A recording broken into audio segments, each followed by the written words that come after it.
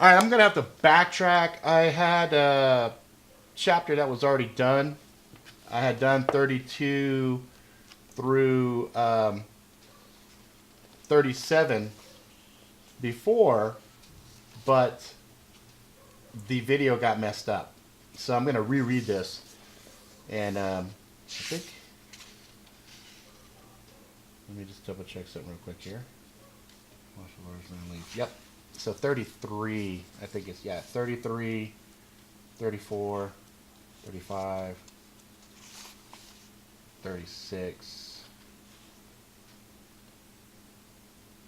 37, and I think I did 38. All right. Hopefully this is right. Chapter 33, Council Decision, December 28, 2011, Maniwaki, Canada, 9 p.m. Chief Tall Brother sat at a long table and patiently waited for the people to respond. He had poured a small amount of liquid in everyone's cup, and when they were all done sipping and smelling, he simply waited. It didn't take long as people slowly realized the milky liquid was something special. A woman named Sarah Raincloud was the first to speak. "You said this liquid came from our land?" He nodded. "It is limitless?" He shrugged. "I do not know how much is in the ground, but what I know is this." He had a pitcher of orange juice in front of him. He took the liquid, poured a small amount in with the orange juice, and it slowly shifted to white. "We can make as much as we need. I've had it tested, and even though I trust the people at the lab, I am sure they have kept some for themselves, and it's just a matter of time before others gain access to it. They will not need to enter our land. I vote we keep this among our people and share with the other tribes and let them decide what they wish to do with it. I do not want to see our land ravaged by corporations. I don't know if we'll be able to hide such a large secret for long, but I think it is wise." Many of the council nodded in agreement. A few seemed deep in thought. "This could be a huge boost to our community. The revenue we could make from harvesting and selling this liquid is unbelievable. A liquid that tastes like your favorite drink. The money could help us in ways we never dreamed before." The chief nodded and rubbed his eyes. He had not slept well, and the pressure was visible to anyone with eyes. There was a huge weight on his shoulders. "Yes, but what I fear is what others will do to control the liquid." The door opened and John was standing there with a concerned look on his face. "John, what is wrong?" "Chief, I have news of other places with the white liquid. Location in Mexico has a pool as well. The entire town was butchered. Even military from what I've heard. There's a couple of stories on it. I did some research on the internet." Chief nodded and a weight seemed to increase on him. He stood and looked at everyone. "It is exactly that which I fear could happen here. I would be more than happy to push the liquid out to the other tribes, but no amount of money is worth the risk I see." The others were silent and deep in thought. "Shall we vote now?" he asked. They all nodded. All in favor of keeping the liquid secret. The whole room raised their collective hands. He nodded. "So it is decided then. We shall share with the other tribes and tell no one of the sacred rock. We need to find a way to hide the area from tourists. I thank you all for your time. With your cups, you can make as much of this liquid as you need with just a drop. If you run low, check with each other or come see me." He walked towards the exit and paused. He felt something was there with him, and he looked around. Just outside, near the window, he saw a man who wasn't there and was there at the same time. He wondered how he could have missed such a large man. Tall Brother went outside and greeted him. "Hello, stranger," he said to Kuthanaga. Kuthanaga smiled at him. "Hello, chief." "Do I know you?" Kuthanaga shook his head. "No. But I know of you, and I also know of the liquid. So you've decided to keep the secret safe?" Tall Brother examined the man, and something told him the man was more than what he seemed. "Yes, we shall share with the other tribes. However, we will not share it or sell it outside. What the other tribes decide is up to them. We can't risk it." Kuthanaga nodded. "That is the wise thing to do, I think." "If you don't mind me asking, how do you know of the liquid?" Kuthanaga smiled a wide grin. "I'm afraid we all have our secrets we need to keep. Suffice to say, I am pleased with your decision, and know we will meet again. Stay safe and well." The chief nodded, and the tall, dark man walked away. The man had a weight on his shoulders which made the chief seem infinitely smaller by comparison, and yet he carried it almost as if it were a badge of honor. The chief was relieved by what the man had said. Validation was a rare thing, and something about the man put the chief at ease. "You too, stranger." Kuthanaga walked a little further and suddenly shifted out of view. The chief rubbed his eyes and smiled. It seemed to him a great storm was building for a while at least. It would be in the eye the tribe would reside in. He knew with certainty they had done the right thing, but just as the sun rose every day, the time would come when change would crash upon them, and he was fine with that.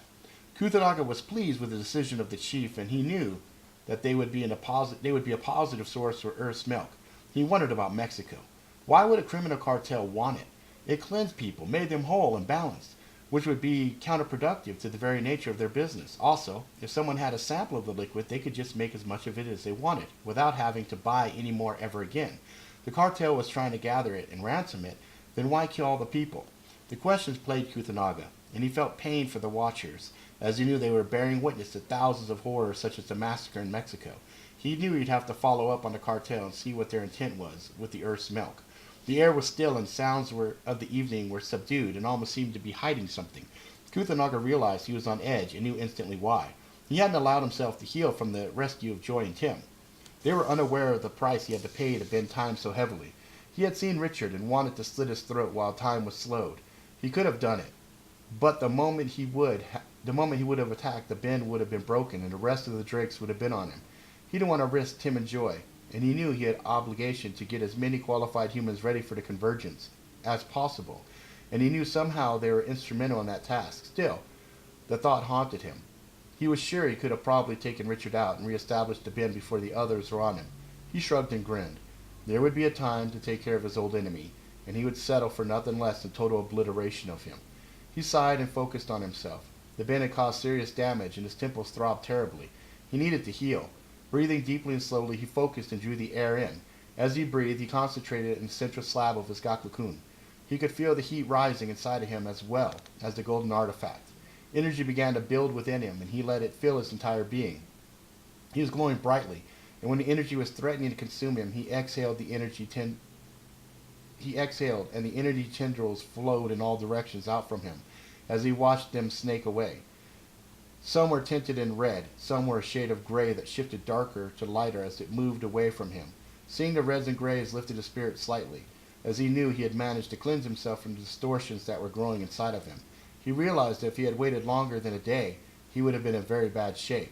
Time bending was a dangerous thing to do alone, but to start and maintain one while transporting two humans was reckless and suicidal.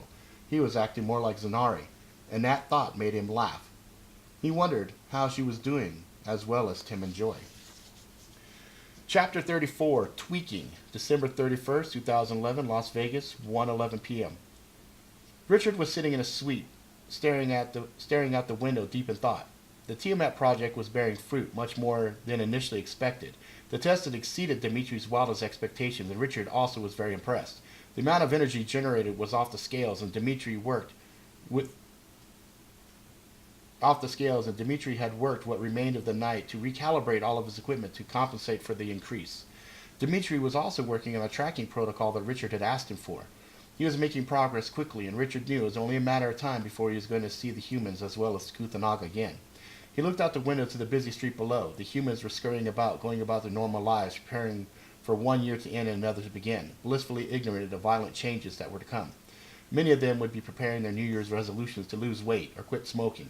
In a little less than a year, they would have more basic goals in mind, such as eating and surviving. He watched them with detached interest and suddenly wondered what his wife was doing.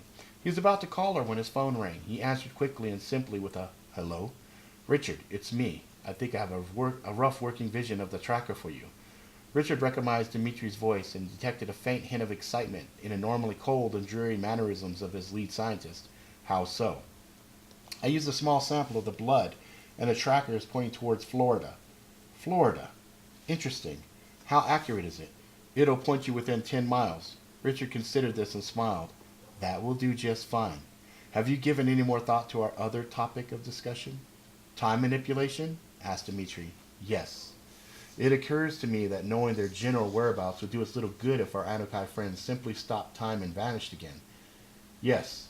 Tiamat can track, but there is a delay, as well as resources.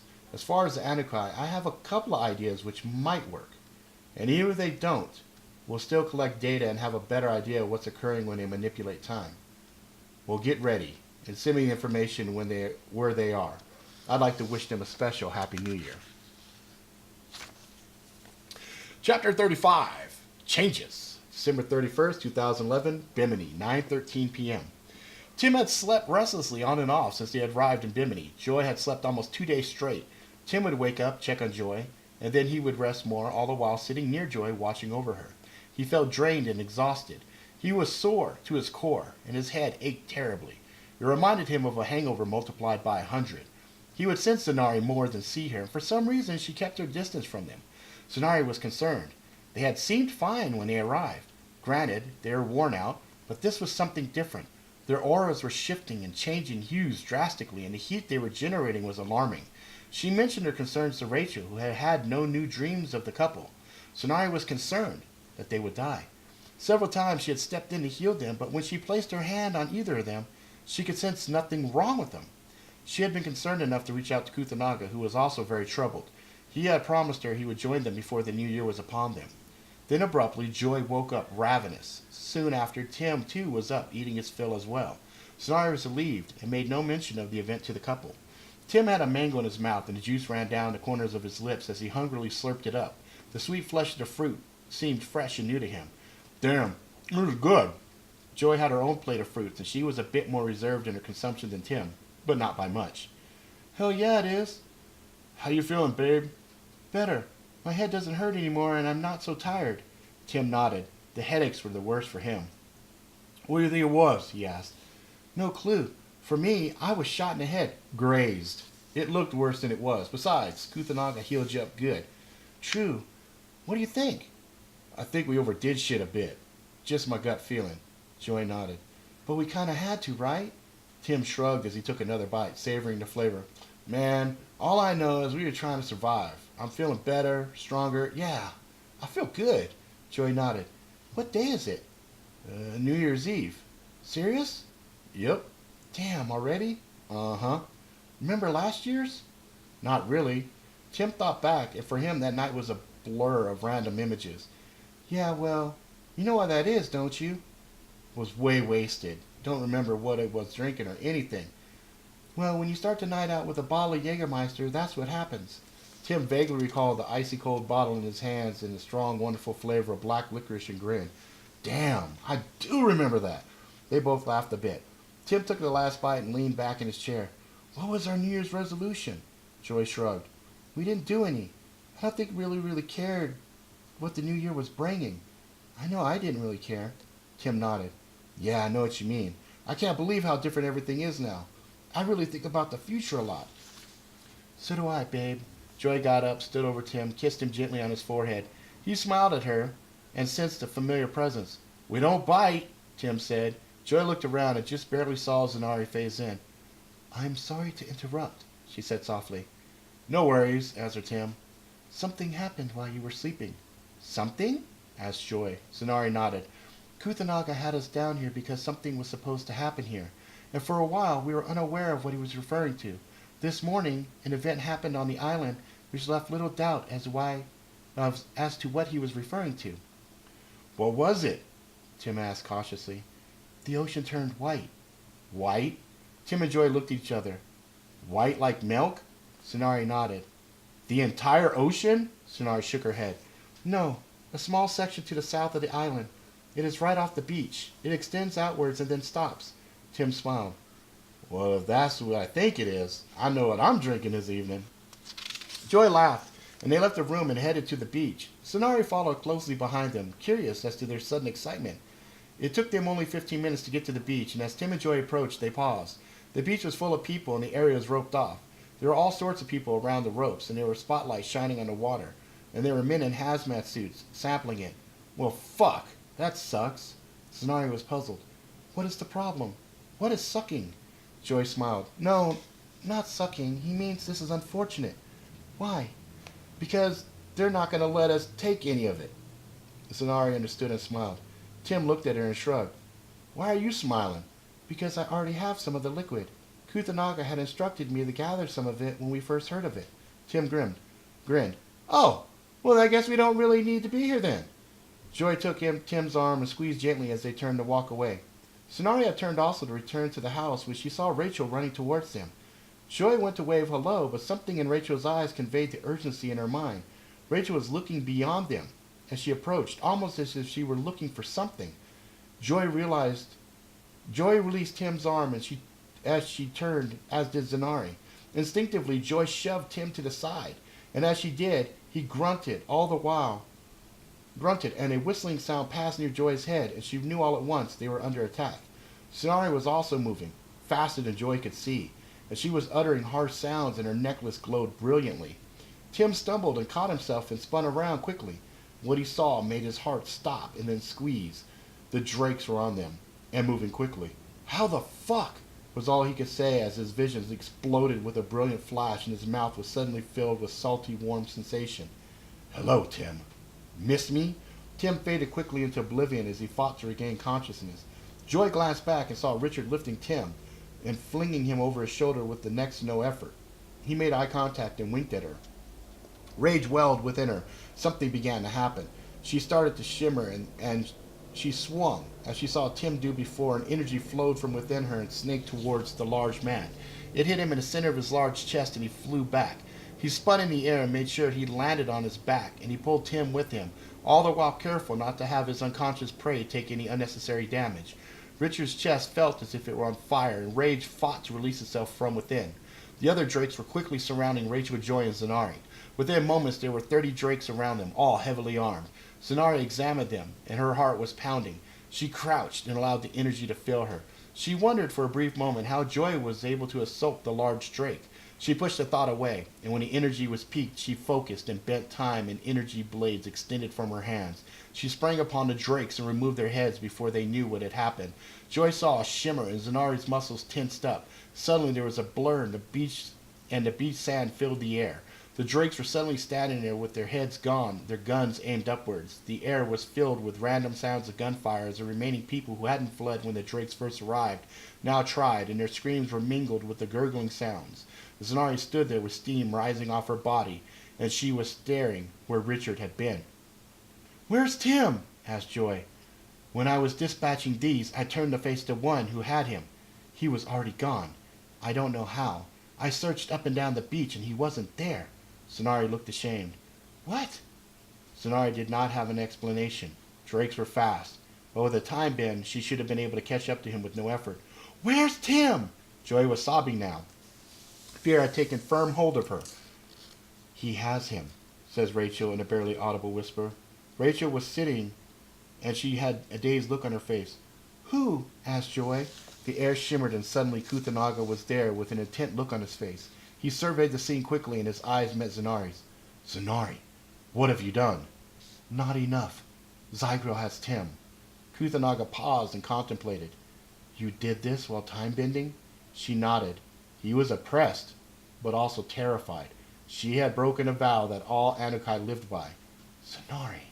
She looked away, knew the price she would have to pay. She wasn't concerned about it. She was upset she failed in protecting Tim. "I'm sorry, ᶠᶸᵜᵏ. I failed you." He shook his head. "Do not be sorry. I should be the one apologizing. I should have been here sooner. I got her as quick as I could when you reached out." Rachel stood then. "I wasn't fast enough. I dreamed it. I know where Tim is. I wanted to prevent it.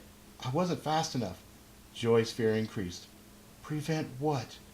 Rachel was silent, and she searched for strength inside to utter the words which Joy knew before she could even say it. "They're going to kill my husband, aren't they?" Rachel's eyes answered as they filled with tears. "Oh no, they aren't. You said you know where he is. ᶠᶸᵜᵏ, let's get him." ᶠᶸᵜᵏ paused and considered. It was obviously a win-win for Richard. If ᶠᶸᵜᵏ showed up, it was very likely he would be killed.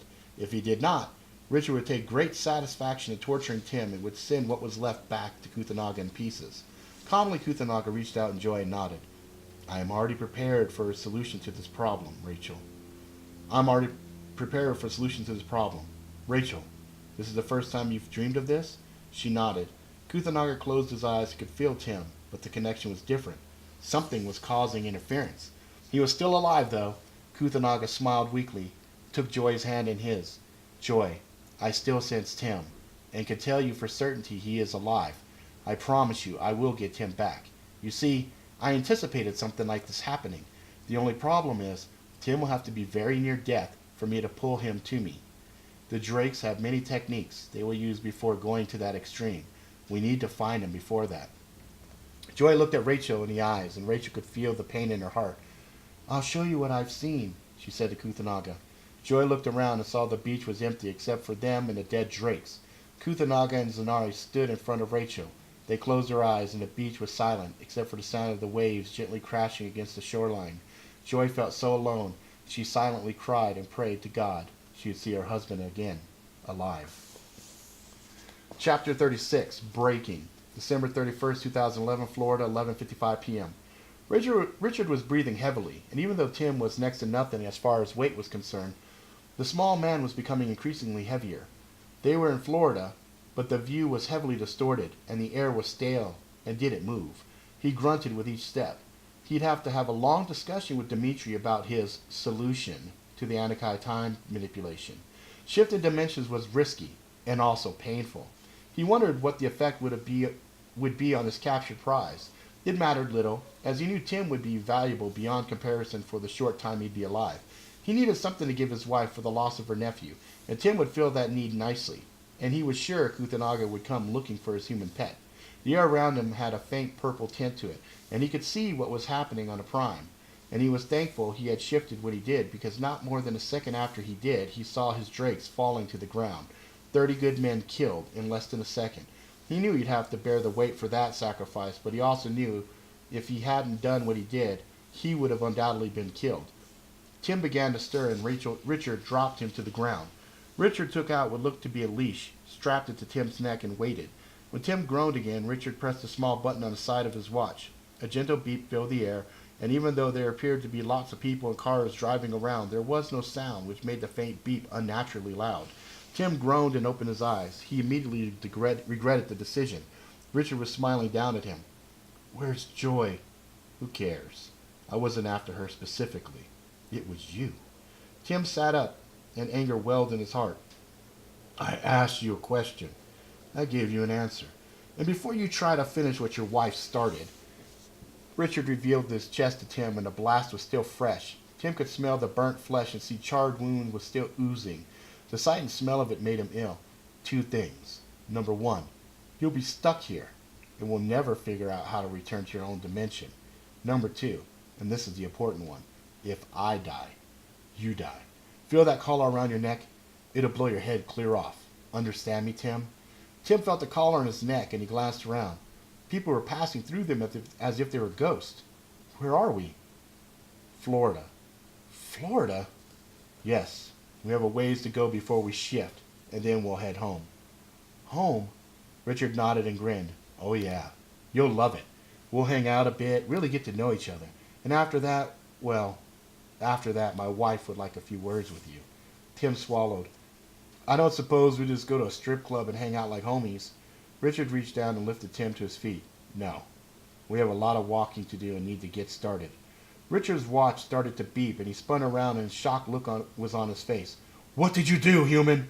Tim's heart pounded. What? I didn't do shit, man. They both paused, and Richard stared at him from his watch to Tim's neck, and Tim froze. Dude, seriously, get this fucking thing off. I didn't do anything. Richard backed up and closed his eyes. Fuck! Richard opened his eyes and started laughing. Relax, human. I'm only joking with you. Happy New Year. The alarm was to remind me so I could call my wife. A fucking joke? Dude, you're fucking killing me. Not yet. Start walking. Go that way. Richard shoved Tim in the direction he wanted him to go, and Tim saw ghostly people hugging and kissing. Everything seemed so surreal. He wondered if Joy was okay, and he silently prayed he would see his wife again. Chapter 37, Pain.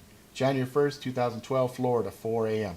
Tim and Richard walked for hours, and finally Richard grabbed Tim by the shoulders and leaned him close enough that Tim could smell his breath. It wasn't foul or sour or anything sinister. In fact, it smelled rather nice. Tim couldn't help but comment, Dude, your breath's like a scope bottle. Richard was taken aback for a moment and smiled. Just because I'm a Drake doesn't mean I don't take care of my hygiene. You live as long as we do, you learn real quick to take care of the basics. Now that we have that out of the way, we're going to shift back to the prime, but before we do, I need to know how you're feeling. Tim was feeling pretty worn out, and every movement was 5 times harder in a strange purple dimension than on the dimension he was used to. My head hurts from you cold cocking me, and this purple place really sucks ass. I'm alive and breathing, but I feel like shit. I'm sorry to hear. because this is going to hurt. A lot. If you'd like, I can knock you out again so you won't have to go through it. You were out when I brought you in earlier. It almost made me pass out when we got here. Wait, aren't you going to fuck me up anyways? Why do you give a shit how I feel now? Tim, I'm not working on you right now. That fun is for later. I can at least extend some basic niceties for the time being, from a mutual respect platform. I'm impressed with what you and your woman are able to do, and the fact that ᶠᶸᶜᵏ has chosen you as his pet means something special about you. So that's why I'm offering you a way out. Tim thought about it, decided he'd be better off awake than totally knocked out. Well, I appreciate that, but I'll try to hang. Up to you. Richard pulled out a small device, and after pressing a few buttons, a low whine started to rise in volume. Prepare yourself as best you can. Richard grabbed Tim's arm, and suddenly there was an intense whooshing sensation, and Tim's skin felt like it was being peeled from the muscles, and his muscles felt like they were being ripped from the bones. He tried to scream, but he was silent. His mouth opened, and he exhaled and tried to scream through the pain. There was no sound. He saw Richard was also in intense pain, but it was obvious Richard was trying to maintain his grip and not rip off Tim's arm. The intensity rose, and suddenly everything was black, and a whooshing sound sounded like a hurricane. Suddenly Tim felt an icy sensation on his back. He was suddenly drenched to the bones with icy cold water. He gasped, felt strong hands lifting him off the ground. Richard motioned for the Drakes to place Tim in a large van, which was a few feet away.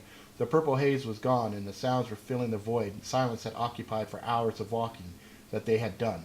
Tim grumbled something, and Richard could barely hear. What's that, Tim? I should have had you knock me out. Richard laughed. Sorry. Things have been rough. Things have to be rough going forward. I'd rather like you. You make me laugh. But we do what needs to be done. Richard motioned for two Drakes to sit next to Tim, and he stepped into the van. Take us to the airport. I want to be home as soon as possible. A lean, lanky Drake nodded and started to drive. Tim sat there shivering, and his muscles ached, and he fought to sit straight. His body screamed to go into a fetal position, and he fought that impulse with all his will.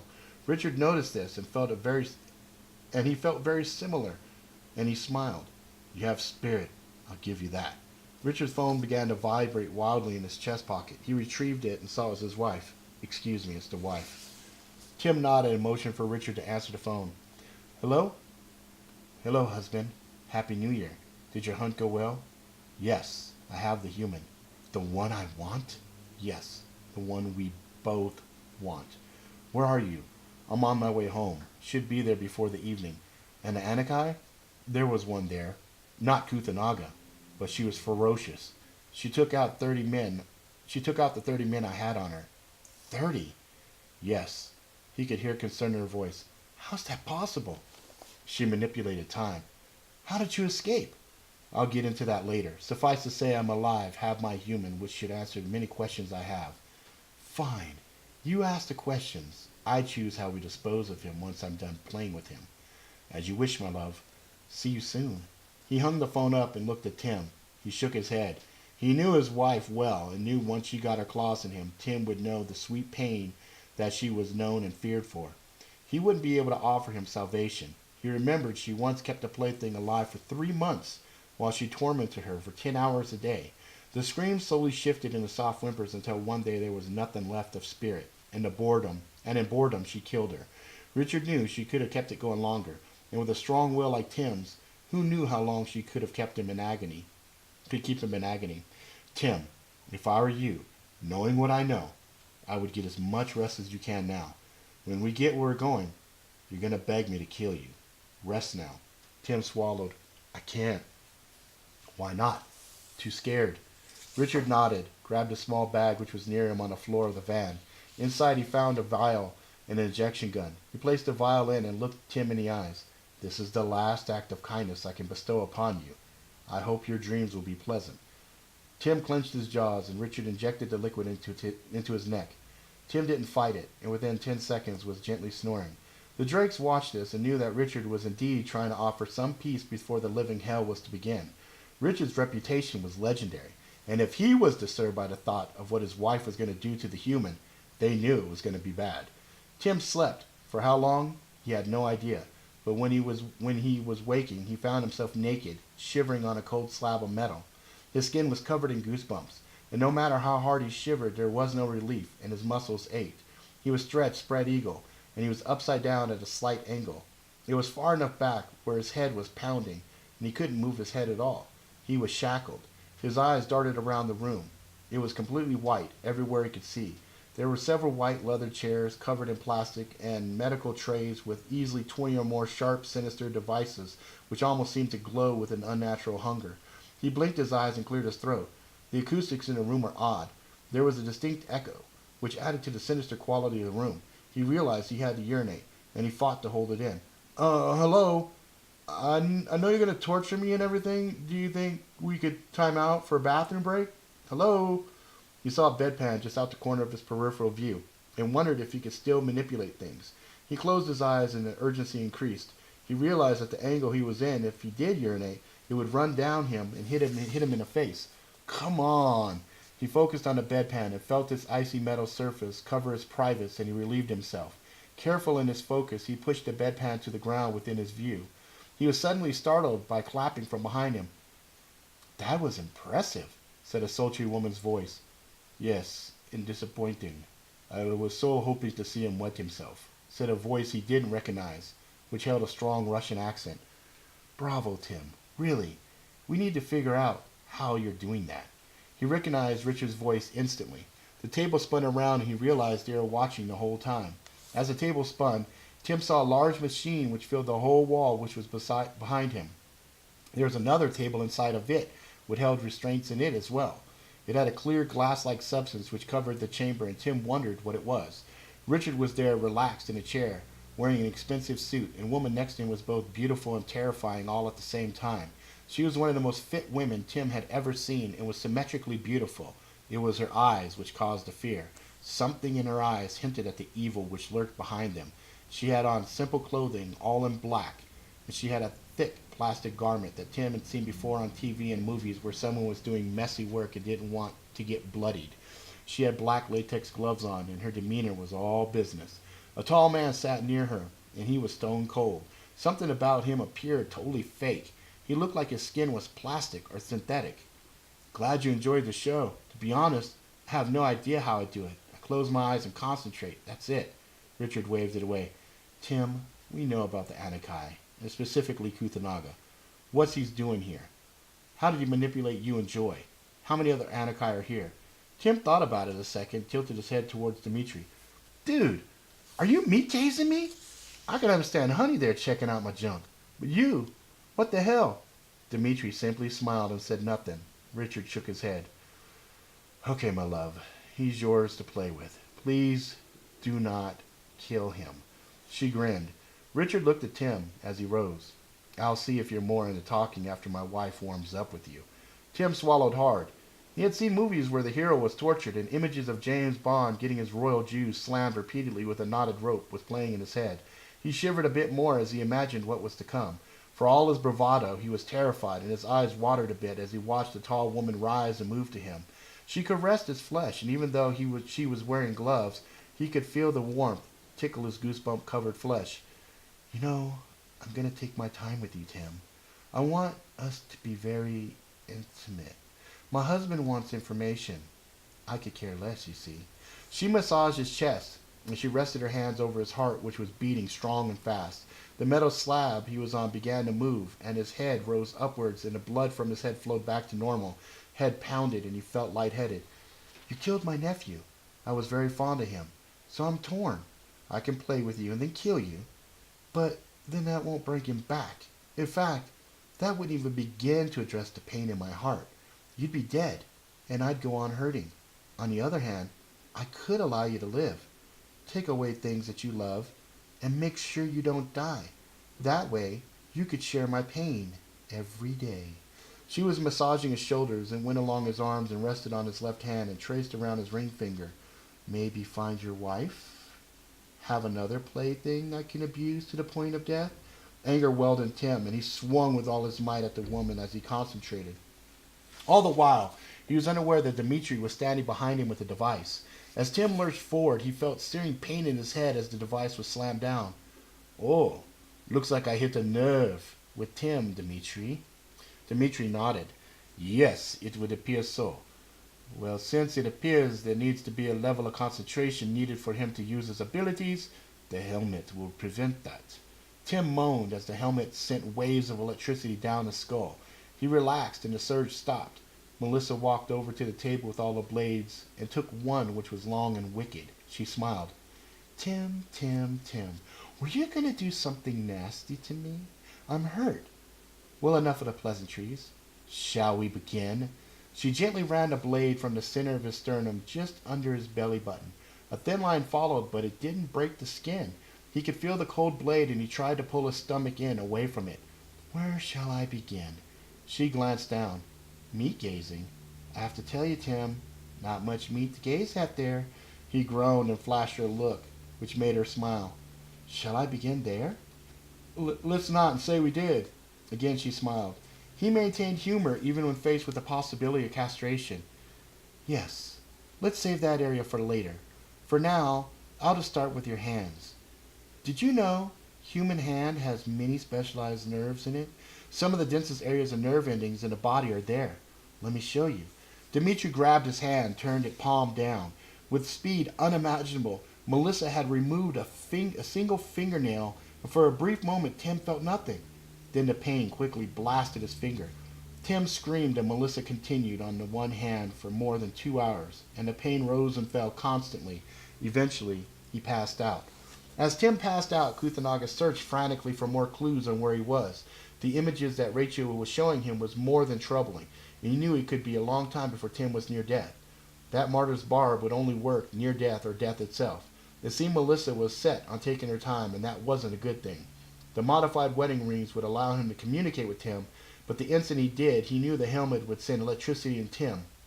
He'd lose the contact, as there was a level of concentration needed. ᶠᶸᶜᵏ cursed. He needed more information. In frustration, he almost disconnected from Rachel when he saw Richard return to the room. How's our guest? Resting uncomfortably. Dmitri, I want to make sure your device is working.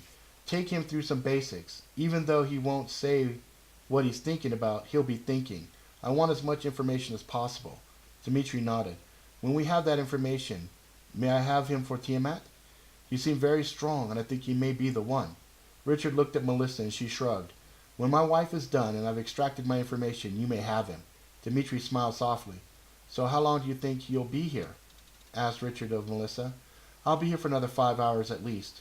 Then I'll head home. Fine. I have a couple meetings with Sam, and we'll be busy until late. She nodded and noticed that Tim was waking. Enjoy yourself. I know I will. He nodded and walked away. All right, that's where we're going to end it, because the one I just did the other day was for the other ones. So, boom! There we go. That should be one piece, the next one, and so that's all we needed to do. So if you like it, please subscribe. Tell all your friends far and wide. Until next time, please be good to each other, good to yourself, and I'll see you guys around.